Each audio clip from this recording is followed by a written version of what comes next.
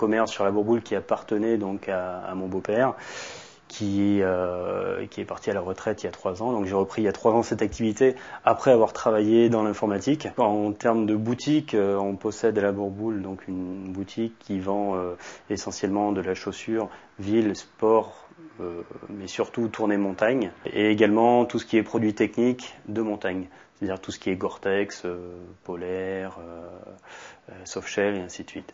Donc ma démarche de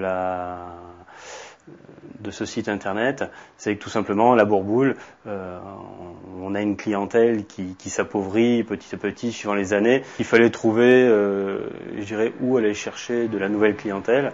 Donc c'est vrai que pour moi, la chose la plus facile à faire, c'était de me créer un site internet de e-commerce, bien sûr. Moi, venant du monde de l'informatique, quand je suis arrivé dans cette boutique, j'avais envie de la développer, et de par ce site. L'intérêt d'Internet, c'est qu'on peut vendre aussi bien la semaine que le week-end, que la nuit. Quand on propose quelque chose avec des tarifs attrayants, ça fonctionne vraiment très très bien. À la base, la première recherche est pour tout le monde, de toute façon, c'est une histoire de prix. Ce que j'ai sur mon site, c'est tout simplement déjà les produits, avec une section vente flash, comme c'est à la mode maintenant, sur des produits que je propose pendant 4 jours sur mon site à prix bradé. Donc je dirais que c'est plus ça qui fonctionne. Donc j'essaye d'en faire régulièrement. Je dirais toutes les semaines, j'essaye de changer mes produits que je commande qu'au coup par coup. Par rapport à mes fournisseurs, c'est pas toujours évident de pouvoir travailler comme ça avec les sociétés, sachant que elles également travaillent en flux tendu, donc en termes de stock, en général, c'est très tendu. Je l'ai fait moi-même.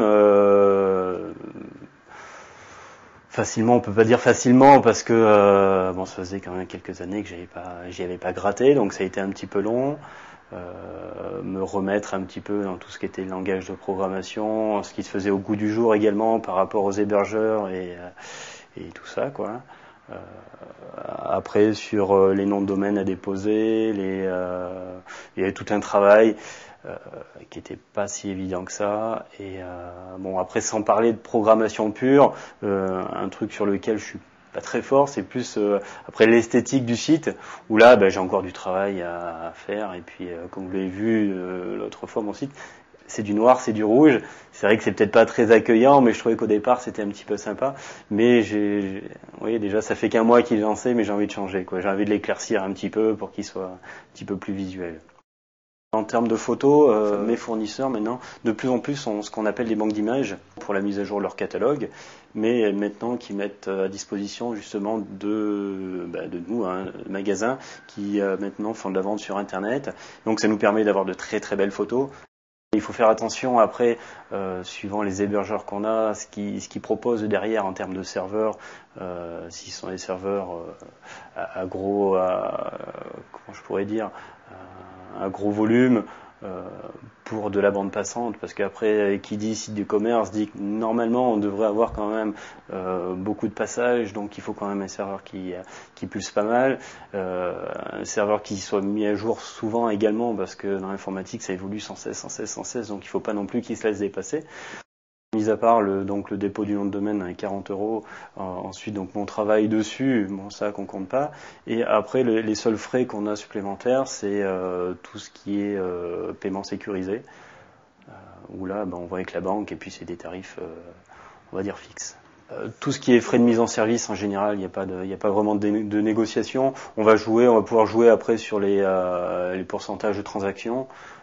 Donc là, je conseille de partir avec en général la banque qu'on a déjà actuellement, comme ça c'est beaucoup plus facile. En général, ils nous remettent les commissions qu'on a déjà en magasin sur notre terminal CB. Donc en général, bien négocié, quoi. Au niveau logistique, c'est soit ma femme qui les faisons. En termes de frais d'envoi, tout simplement, je les fais payer aux clients. Je les masque pas, je l'affiche simplement, frais de port, tant.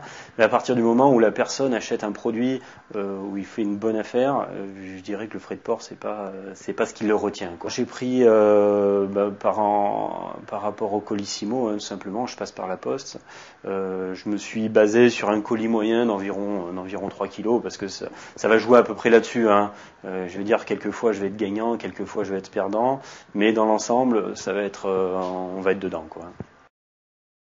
Au niveau promotion de mon site, Ce que j'ai fait tout simplement, c'est que toujours comme je vise une clientèle très spécifique, dans les Pyrénées, dans les Alpes, dans les Vosges ou parisiennes, tout simplement je me suis connecté sur des forums justement qui discutent uniquement de ces sujets-là. Au départ, je me suis fait passer un petit peu pour un gars comme ça en disant que j'avais trouvé un site internet, mais je me suis très vite fait repérer, hein, vous inquiétez pas, par les modérateurs. Donc après, je me suis affiché tout simplement, hein, en leur expliquant que quelque part, je me rendais service, mais je rendais service également à toutes ces personnes qui venaient sur un forum, parce qu'un forum, c'est vrai que c'est bien pour que les gens puissent discuter un petit peu de tout sur les achats, sur comment on fait, sur ainsi de suite. Que j'étais là pour donner des conseils sur des produits techniques. Après avoir expliqué ça, j'ai été quand même assez bien accueilli. Les modérateurs justement qui étaient sur ce forum seront tous allés faire un tour sur mon site. Ils se sont bien rendus compte que c'était pas quelque chose d'industriel, que c'était bien une petite boutique située à la Bourboule, que c'était assez familial. Donc là-dessus, j'ai été bien accueilli et ça a été de la publicité gratuite qui m'a permis, je dirais, de lancer un petit peu le site. Et puis maintenant, je commence à avoir quand même une clientèle qui tourne régulièrement sur le site. Les moteurs de recherche proposent maintenant également d'avoir ce qu'on appelle des sitemaps, des cartes un petit peu de notre site avec l'ensemble de nos produits, du catalogue, du site en lui-même, en fait, et qui permet quand même. Donc c'est simplement un petit réglage. On lui dit de toutes les semaines venir voir un petit peu sur notre site toutes les modifications, et ça permet d'apparaître très facilement dans les premières pages, même en haut lieu, hein, gratuitement, quoi.